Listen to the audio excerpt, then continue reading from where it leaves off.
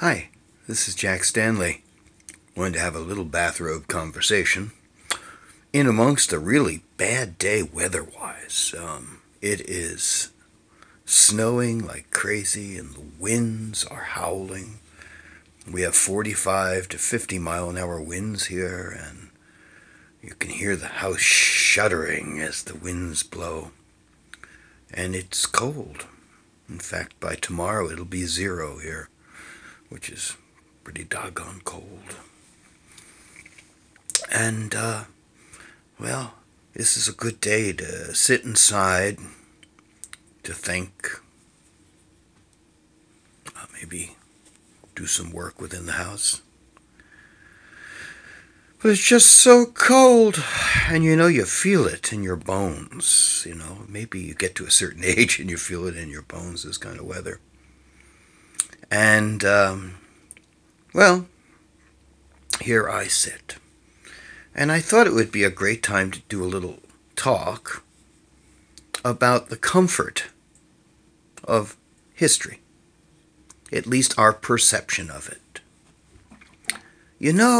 We don't think about this too much, but if you're doing a scholarly paper, or you're doing a research paper, or, doing a academic report or investigation or paper, all the T's must be crossed, all the I's must be dotted, and everything has to fall within proper lines.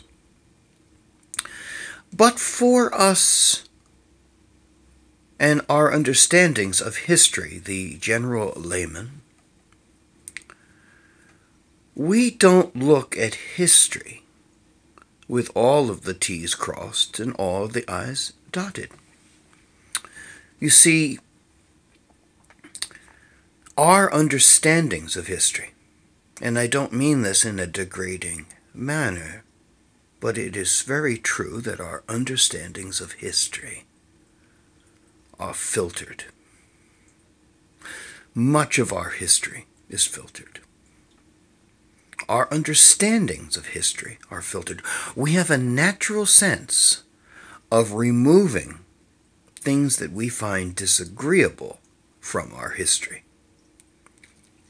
Therefore, the history that we see, the history that we like, the history that we enjoy, is more a bit of fantasy than actual history. And that's true in many different aspects. Years ago, I used to go to the Englewood Actors Home in Englewood, New Jersey. And there I used to meet all the old vaudevillians that used to be there. And it was fascinating for me. All these people in their 80s and 90s, and they had been headliners and had been performers. And one of the big ones there was Joe Smith. Now, Joe Smith, I did a talk about him on here, and he was one of the members of the Avon Comedy Four, made records for Victor's in the teens. His career as a comedian went back to the late 1890s when he was a kid, and he had a group called Smith and Dale. And they did their routine for years and years and years. And I used to visit him there, and we would sit there and chit-chat, and I did the routine with him, which was kind of fun. Must have annoyed the hell out of him. But while there, I talked to a lot of other people. One of them was George M. Cohan's daughter. And George M. Cohan's daughter, we sat and talked about many things, about her father and his unusual eating habits and things like that. And also we talked about the movie Yankee Doodle Dandy, and she said an interesting thing about that. An interesting thing about the movie Yankee Doodle Dandy is we think that Jimmy Cagney is George M. Cohan. But the thing that she said about that movie, which fits right in our understanding of filtered history, is she said that's the life that Father wanted to lead. And it was basically a romanticized version of the history of his life. Very romanticized. And there's lots of other examples of that. We don't even realize. I mean, Henry Ford, he created Greenfield Village in Michigan. Now, Henry Ford had some interesting proclivities. Brilliant in some ways, but kind of frightening in others. Very anti-Semitic. In fact, Adolf Hitler had a full-size portrait of Henry Ford in his office, which tells you something. But also, Henry Ford created Greenfield Village, and he hated bankers and lawyers. And so when he created his historic utopia, there were no bankers and there were no lawyers. Other things that filtered history. Colonial Williamsburg. Now that was all done through John D. Rockefeller. And they rebuilt some of the original structures and things like that. And it was fantastic. Except they forgot something. And nobody realized it for a number of years. Where are the slaves?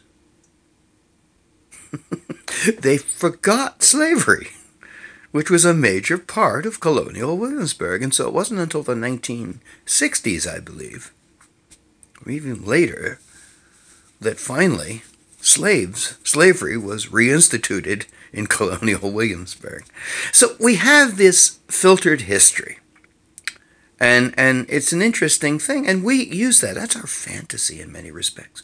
When we think of history, when we look at history, when we talk about history, so often it is our filtered version and understanding of history. And there's nothing wrong with that, because we're not doing academic papers. We're just, conversing. And that's true of people who are reenactors, and people who like to dress in period outfits and do things like that. They do lots of stuff, but they leave certain things out because it just doesn't fit well in the narrative. So for all of us who collect phonographs or recordings or stamps or whatever it may be, and old technology is fascinating, as I have discussed before. And even with that, we have areas that we leave things out of. But I think it's a fascinating thing to think of as we sit here on this frigid morning with the winds blowing at 50 miles an hour and the temperature dropping as I speak. It's going down to 0. I'm not looking forward to this. But as you study your history and converse about history, stop for a moment and say, is there parts of this history that I might be filtering out? And probably with a little retrospect, you will discover that there is parts that you are. Nonetheless, I thought it'd be something interesting to talk about and something interesting to think about when it comes to our understandings and our conception of history. Thank you.